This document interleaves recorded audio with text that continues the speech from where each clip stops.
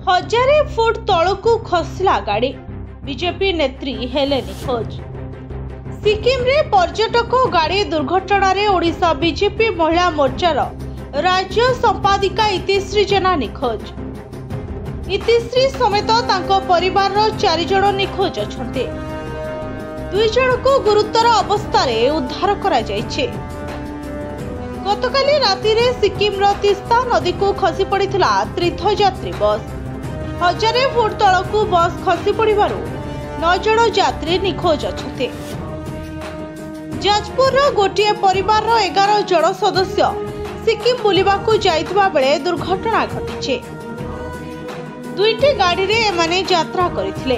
गोटे गाड़ी रे 5 जण थिबा बेले आउ एक गाड़ी रे 6 जण थिले। गाड़ी खसी पड़िबारु 2 जण गछरे लागिथिबा बेले सेमानकू गुरुतर अवस्था रे उद्धार करा जायछे। सिक्किम पुलिस, भारतीय सेना, भारत तिब्बतीय सीमा पुलिस उद्धार कार्य रे नियोजित अछते। दुर्घटना को ने मुख्यमंत्री मोहन माझी दुख प्रकाश करिसते। एनै सिक्किम सरकार को सह आलोचना मध्य करिसंती मुख्यमंत्री मोहन माझी। यात्री सुरक्षा और चिकित्सा व्यवस्थार सुपरिचालना पई ओडिशारो जीवा स्वतंत्र team. Bureau report STTV Odia.